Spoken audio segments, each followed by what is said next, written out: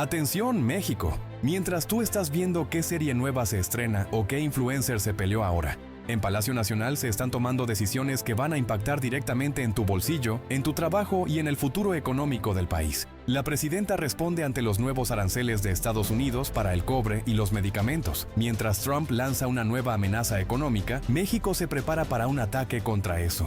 Esta misma semana viajará a Washington para enfrentar cara a cara a los funcionarios estadounidenses. Se hablará de todo: comercio, seguridad, migración. ¿Pero México está listo para romper la supuesta dependencia económica con Estados Unidos? ¿O es el principio de una guerra comercial? No olvides dejar tu opinión abajo, darle me gusta, compartir y suscribirte al canal.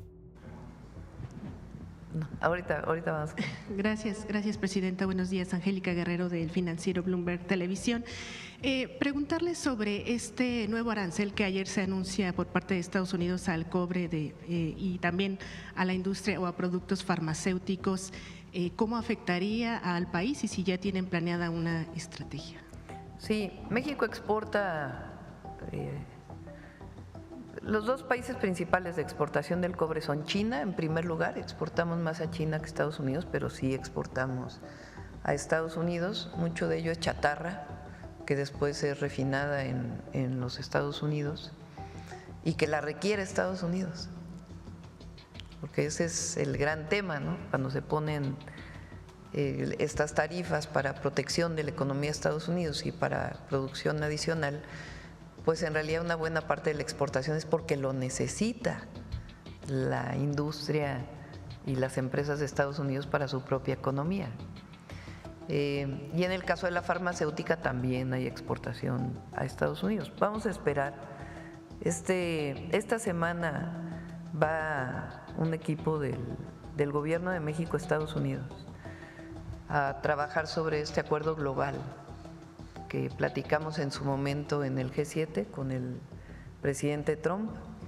Lo encabeza el secretario de Economía, pero va en equipo de Hacienda y un equipo de Relaciones Exteriores. Y van a estar allá este viernes a iniciar todavía un proceso mayor de trabajo para los temas integrales. Seguridad, entre otros, seguridad de la frontera, migración y comercio. Entonces, inician pues estas conversaciones que acordamos con el presidente Trump y por supuesto que nosotros siempre vamos a buscar las mejores condiciones para México. Las decisiones pues muchas veces son del gobierno de Estados Unidos y nosotros lo que buscamos pues es apoyar para poder generar, por ejemplo en el cobre, pues otros esquemas de exportación, porque el cobre se requiere en muchos lugares del mundo. Entonces allí hay algunas opciones. Repito, mucho del cobre que exportamos es a China. China es un gran importador de cobre. Y en el caso de la farmacéutica, pues ya saben ustedes que tenemos un plan integral para el desarrollo de la industria farmacéutica en México que cubra la demanda local y al mismo tiempo pues que se pueda exportar, sí a Estados Unidos, pero buscar también otros mercados, que es parte del Plan México. ¿Confía entonces que en este acuerdo global se detengan, digamos, estas medidas de parte de Estados Unidos? Pues vamos a hacer todo el esfuerzo que esté de nuestro lado. Sabe el pueblo de México que estamos en eso. La situación que vive México no es exclusiva de México, es del mundo entero, de una posición que ha tomado el gobierno de los Estados Unidos frente al resto de los países de cerrar su economía a través de las tarifas. Nuestra responsabilidad pues es buscar la mejor negociación posible con Estados Unidos y al mismo tiempo pues buscar otras opciones para la producción nacional y la producción y la exportación a otros lugares, y en eso hemos estado trabajando todo el tiempo. Y la economía mexicana tiene mucho que aportar. Y este cierre, lo que hemos dicho es, este cierre de las importaciones, pues le afecta a Estados Unidos también, de muchas maneras, porque hay mucha integración de nuestra economía. Presidenta, ayer también la Secretaría de Agricultura de ese país mencionó que no habrá amnistía para trabajadores agrícolas y que van a ser deportados si no tienen documentos. ¿Cuál es su opinión? Pues ayer no se entendió muy bien la propuesta que están haciendo, porque el presidente Trump antes había dicho que se iba a respetar si los empleadores establecían cuántos trabajadores necesitaban. Y ayer ya dijeron que eso no correspondía a la amnistía, entonces vamos a esperar a ver cuál es la propuesta que están haciendo y siempre nosotros en la defensa de los mexicanos en Estados Unidos. Presidenta, rápidamente dos temas. Ayer Amnistía Internacional, esta organización, señala que las madres buscadoras o personas o familiares de personas desaparecidas pues han sufrido una violencia pues, prácticamente sistemática desde el año 2011 a la fecha. Reportan, por ejemplo, el asesinato de 30 familiares de personas desaparecidas. ¿Qué acciones, ya sabemos que envió estas leyes al Congreso, pero qué acciones tendrá? Hay comunicación permanente con la Secretaría de Gobernación. Entonces, tienen los colectivos las puertas abiertas para seguir hablando y trabajando con la Secretaría de Gobernación, y ahí donde se requiera apoyo para su protección, se otorga. Entonces, este diálogo que hizo Rosa Isela Rodríguez ha sido muy importante y se va a seguir atendiendo. Presidente, ya prácticamente para terminar, ayer inició, digamos, de manera formal la transición de la Suprema Corte de Justicia. Hubo un encuentro entre el actual presidente de la Corte y el… Qué bueno, vamos avanzando. ¿Algún comentario para que esta transición? Pues vamos avanzando y fue buena la declaración, que haya tranquilidad en México de que va a ser una transición. Eso fue lo que declaró el próximo presidente de la Corte. Dijo, va a ser una transición institucional y puede estar tranquilo el país. Algo así fue su declaración. Tersa. Y puede estar tranquilo todo el mundo. Entonces, ya, vamos caminando hacia adelante. Rapidísimo, por último, Presidenta, ¿tendrá más detalles sobre este robo de oro de 33 toneladas de oro? Está el Gabinete de Seguridad investigando y trabajando con los afectados. Gracias. Vamos aquí a ver. ¿Tú? Sí. Presidenta, el diputado Ricardo Monreal anunció que en septiembre, en el periodo ordinario de esta legislatura, no se descarta evaluar una reforma fiscal. Y le preguntaría, Presidenta, frente a una crisis fiscal del Estado, donde ante una mayor acumulación de capital y mayor demanda social de obras sociales, ¿cree que el Estado mexicano esté cerca o lejos de una crisis fiscal? No. La economía de México está bien y el presupuesto público está bien. Cero, nada, no hay problema. Y para el secretario de Infraestructura y de Comunicaciones, el secretario Layud, fíjese, Presidenta, que corría el primer informe de labores del presidente de la Madrid y su secretario de Comunicaciones, el ingeniero Rodolfo Félix Valdés, dijo que había condiciones para que el tramo México-Querétaro contara con una doble vía y eléctrica. Eso se quedó atrás. De hecho, existe. Señor secretario, por favor. Platícales todo cuando lo inauguraron y que luego ya nada circuló ni impreso. Claro. La verdad es que es muy interesante la historia que usted comenta. Ya la había comentado justamente con la presidenta, porque ahorita en el proceso de planeación de los nuevos trenes, justamente como vamos paralelo a los derechos de vía, a la vía que se opera actualmente de carga, pues hemos estado recorriendo todas las vías. O sea, ahorita hemos ido conociendo a través de vehículos pequeños, pues cómo es la vía, cómo es el trazo, dónde estaban las estaciones antiguas, etcétera. Todas y todos tenemos esta imagen de los trenes, les decía yo, construidos en el Porfiriato o después del Porfiriato, las primeras décadas del siglo XX. Sin embargo, la doble vía electrificada México-Querétaro efectivamente se empezó a construir a finales de los años 70, se construyó durante buena parte de los 80 y se puso en operación a inicio de los años 90. Es una doble vía que tiene estaciones, o sus estaciones principales eran Buenavista, Huehuetoca, Polotitlán, Tula, San Juan del Río y Querétaro. Incluso la estación de Tula, en fin, he pasado un par de ocasiones por ahí, es una estación de pasajeros que se construyó y que quedó abandonada. Tiene ahí las placas de inauguración, como usted mencionaba, del presidente de la Madrid en aquel momento. Y parte de la tragedia de lo que sucedió con el proceso de privatización es que como desaparecieron y hubo una política de desaparecer los servicios de pasajeros, esa infraestructura es parte de la infraestructura que se concesionó para ser operada por carga. Incluso ya estaba en operación la vía electrificada, es decir, la catenaria, que es los postes, el cable y los brazos, con subestaciones eléctricas desde la Ciudad de México hasta Querétaro, ya existía. Hoy esa vía tiene, los postes todavía ahí están, muy poquitos tramos tienen un cable, ya no está evidentemente en operación, porque cuando llegó el primer concesionario de carga, que en ese momento todavía era TFM junto con Kansas City, que ahora es CPKC, Canadian Pacific, lo primero que hicieron fue quitar la catenaria eléctrica para poder meter los trenes de doble altura de carga. Realmente la catenaria eléctrica habrá operado un par de años, hubo unas locomotoras eléctricas que operó Ferrocarriles Nacionales, sí hubo problemas al inicio de la operación, pero tampoco se dio como un tiempo de puesta en servicio, puesta en marcha.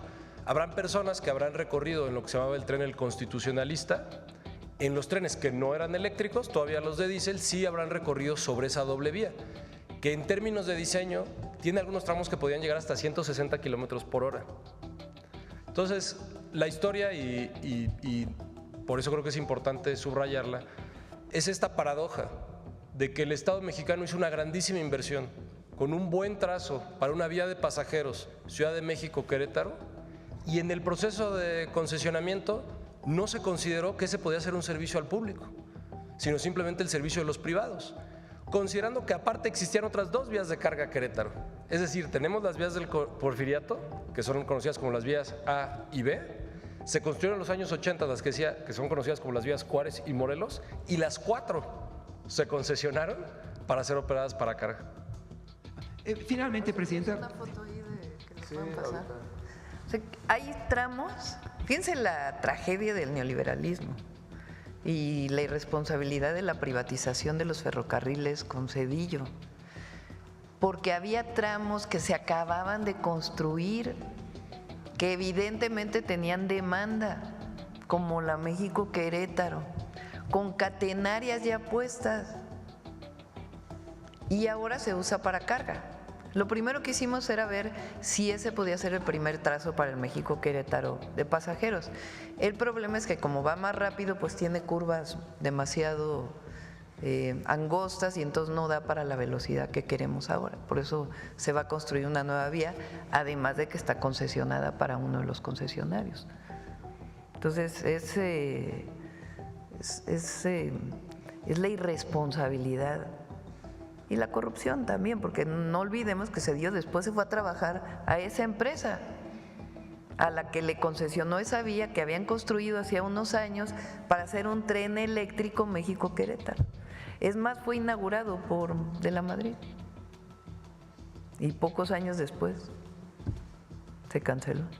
Solo para concluir, Presidenta, sí. En 2004 su antecesor Vicente Fox le encargó al ingeniero Loyola Vera, en ese plan México-Querétaro, garantizarnos a los mexicanos la conclusión de ello, que no, pues simplemente no acabó. Sí, no, pues cuántas promesas no cumplidas hubo ahí. Para empezar, la democracia. Andaban celebrando hace unos días los 25 años de la traición a la democracia, porque la verdad Fox es eso, es un traidor a la democracia. Mucha gente, primero fue un pacto con Zedillo dicho por el propio Labastida en su libro, y con Estados Unidos, dicho por Labastida. Y segundo, pues nada más hablemos del fraude electoral del 2006 y del desafuero. O sea, llegó a la presidencia para evitar, unos años después, primero no cumplió la mitad de sus promesas, o más de la mitad, o casi todas. Por cierto, ahí, seguro al ratito va a estar contestando. Y después, pues una traición tremenda, con el desafuero, inventando un delito al entonces jefe de gobierno, Andrés Manuel López Obrador, para que no participara en la elección. Viene la movilización social masiva en todo el país, se tiene que echar para atrás, pero de todas maneras él dijo no va a llegar López Obrador porque no va a llegar y es partícipe del fraude electoral del 2006. Entonces, entre otras de sus promesas no cumplidas, pues fue el México-Querétaro. Vamos, a ver si tienen la foto. A ver, pongan la foto de unos tramos que todavía se ve. Este es el recursos públicos, recursos del pueblo que se utilizaron para empresas paraestatales, para obra pública, que después se privatizaron. A ver si, ¿ahí la tienen? Miren, la estación de Tula. Ahí están las catenarias, estas son.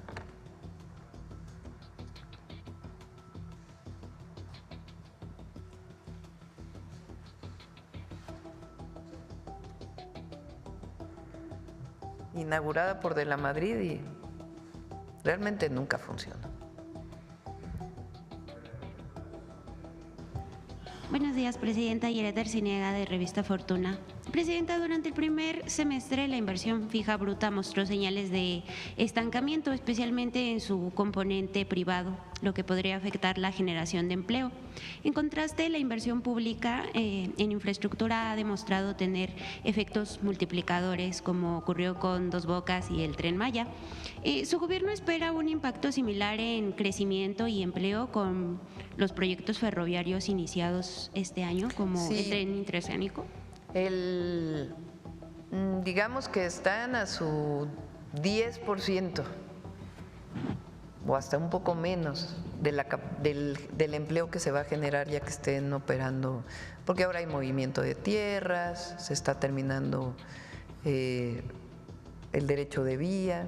Entonces, en el momento que esté todo en construcción, sí se van a generar pues por lo menos unos 50,000 empleos de manera directa, más los que se generan de manera indirecta. También la vivienda en unos meses ya va a estar al máximo, la generación de empleo. Apenas también están movimientos de tierra y todavía no se requiere tanto empleo, pero eso va a ayudar a impulsar el empleo en nuestro país, la construcción. Hay una inversión muy importante de los concesionarios que tenían las concesiones de hace tiempo de aeropuertos en el país, que también va a generar una inversión muy… ¿De cuánto dinero es ese? Que es privada, porque son concesiones que existían hace tiempo. 130,000 millones en el sexenio de inversión privada vinculada con estos temas. Y pues todavía viene pues todo lo de carreteras también, que apenas inició, y eso va a impulsar muchísimo la economía. Y más todo el Plan México, los polos de bienestar, que inicia su licitación y poco a poco va a empezar a fortalecerse. Muchas gracias, Presidenta.